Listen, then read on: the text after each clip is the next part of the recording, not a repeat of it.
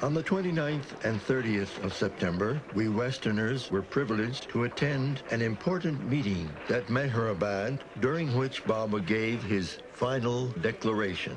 As the meeting began, Baba greeted each one with an embrace. Again, from the message Meher Baba's call, love for God alone can annihilate the falsity of the limited ego, the basis of life ephemeral. It alone can make one realize the reality of one's unlimited ego, the basis of eternal existence. The divine ego, as the basis of eternal existence, continually expresses itself, but shrouded in the veil of ignorance, man misconstrues his indivisible ego and experiences and expresses it as the limited, separate ego. Pay heed when I say with my divine authority that the oneness of reality is so uncompromisingly unlimited and all-pervading that not only we are one, but even this collective term of we has no place in the infinite, indivisible oneness. Awaken from your ignorance and try at least to understand that in the uncompromisingly indivisible oneness, not only is the avatar God, but also the ant and the sparrow, just as one and all of you are nothing but God. The only apparent difference is in the states of consciousness. The avatar knows that that which is a sparrow is not a sparrow, whereas the sparrow does not realize this, and being ignorant of its ignorance, identifies itself as a sparrow. Live not in ignorance. Do not waste your precious lifespan in differentiating and judging your fellow men, but learn to long for the love of God. Even in the midst of your worldly activities, live only to find and realize your true identity with your beloved God. Be pure and simple, and love all, because all are one. Live a sincere life, be natural, and be honest with yourself. Honesty will guard you against false modesty and will give you the strength of true humility. We have waited all our lifetime for the truest of our friends, for the truest of our lovers, one who will love us to the end. Now at last it seems we've found you. Before us all you stand, as we bring ourselves around you. We all reach out for the hand of someone like you. We always knew someone like you we've all been waiting for. Forever since you come to everyone, now we all will wait no more. Spare no pains to help others. Seek no other reward than the gift of divine love.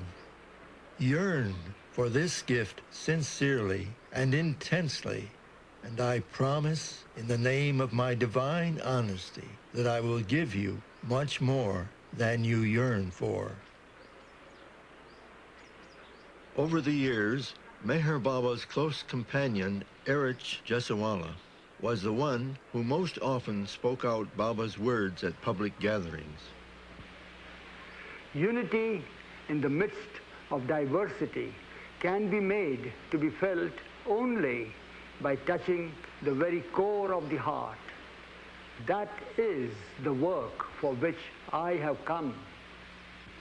I have come to sow the seed of love in your hearts, so that in spite of all superficial diversity, which your life in illusion must experience and endure, the feeling of oneness through love is brought about amongst all nations, creeds, sects, and castes of the world. Through the years we will all find, and in time we'll all become someone like you. We always knew someone like you we've all been waiting for of us since you've come. On the 30th of September, he led the whole company up the hill at Meherabad, and we gathered with him near what was later to become his tomb shrine. We'll wait no more for someone like you. We always knew someone like you we've all been waiting for of us since you've come to everyone. Now we all will wait no more. This is the ideal way, through the personal aspect of God, to discover the unlimited nature of divine love, which eliminates separation of all kinds and gives one a sense of oneness. He explained to us in India that he is really always with everyone. But for the most part, people are so preoccupied with other things that they're not conscious of it. So that they have to be working on becoming conscious of his presence and to value that presence rather than all the other things which distract the mind and the heart, you see.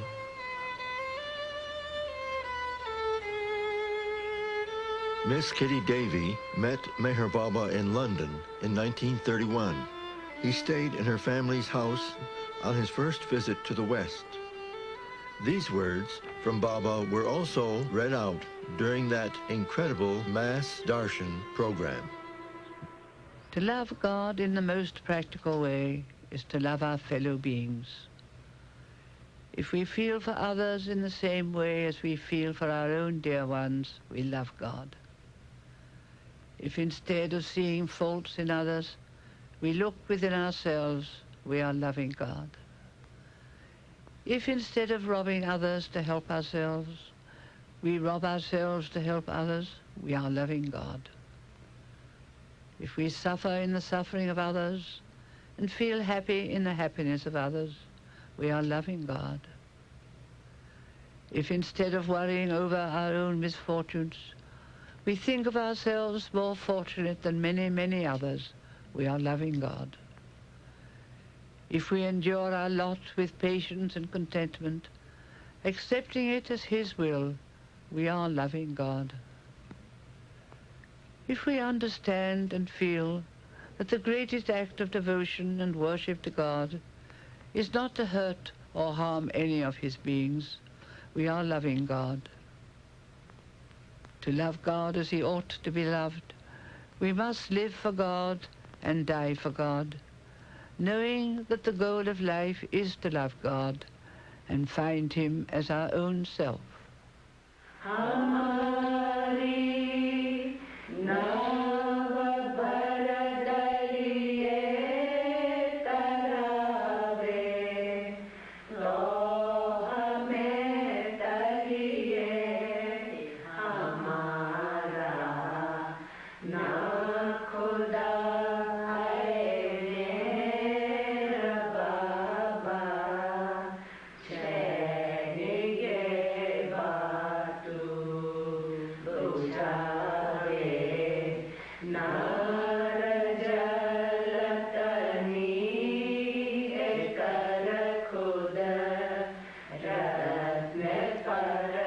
Again, in the message, Meher Baba's call, Baba said, I give you all my blessing, that the spark of my divine love may implant in your hearts the deep longing for love of God.